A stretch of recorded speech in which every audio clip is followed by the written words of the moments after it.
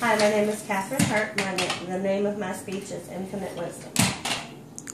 During a time of oppression, injustice, and disparity to the African American race, there was a man.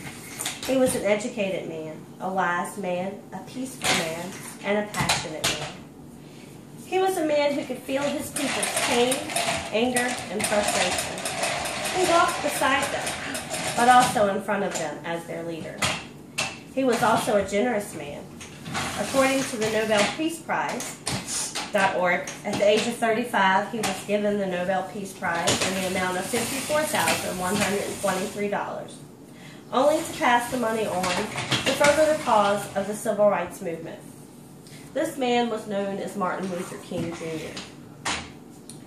According to American Rhetoric, his speech, I Have a Dream, was delivered on August 28, 1963. His speech continues to change lives and provide hope for an infinite number of people. Today I would like to look at the techniques Dr. King used that made his speech so profound. First, Dr. King had a clearly stated purpose. In the beginning of his speech, he made it clear that he was there for the demonstration of freedom. He stated his problem that he saw by saying, and I quote, "But 100 years later, the Negro is still not free," end quote. He gave examples of how he saw the African American was not free, such as, and I quote, "The Negro lives on a lonely island of poverty in the midst of a vast ocean of material prosperity," end quote. However, Dr. King did not stop there. He was not whining or complaining as we see many people do today.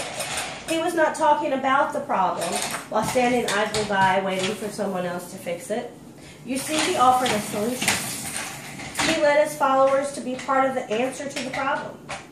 He encouraged speech. He encouraged peace while standing strong. Another way Dr. King made his speech historical was his posture. He stood erect. His eyes were bright but stern. He made eye contact with what appeared to be every member of his audience. There was no noticeable nervousness in him, no hand tremors. There was not even sweat upon his brow. Dr. King also did well including his audience in his speech. He was one with them. All throughout his speech, he used the words we, us, and brothers. He was no finger pointer. He indeed had a dream. Dr. King made himself credible. He used reference to the U.S. Constitution and the Declaration of Independence to support his claim of injustice and inequality. Here is an example. And I quote, "When the architects of our republic wrote the magnificent words of the Constitution and Declaration of Independence, they were signed in a promissory note to which every American was heir. This note was a promise that all men, yes, black men as well as white men, would be guaranteed the unalienable rights of life, liberty, and happiness," end quote.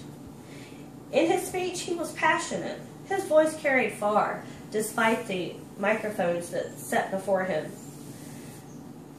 He was living the inequality that he led people to stand so strongly against, and because of this, he was able to relate well with them. His wording included comparisons that brought beauty and flow to his speech. He had a dream. He could see the end of his dream. And because of that, he was able to encourage others and provide them with hope.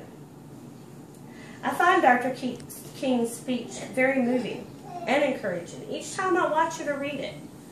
According to our textbook, The Art of Public Speaking, a good speech should be well organized and rehearsed.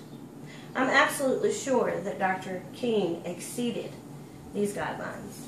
And I believe that because he was so passionate and lived and experienced the injustice of racial inequality, he was able to speak directly from his heart. So as you can see, Dr. King persuaded people to fight their battle with peace and integrity. He didn't have to use force, murder, or evil, but was able to persuade people with his words, his integrity, and his passion. He is a wonderful example to me, not just as an eloquent speaker, but as a genuine person with a noble cause.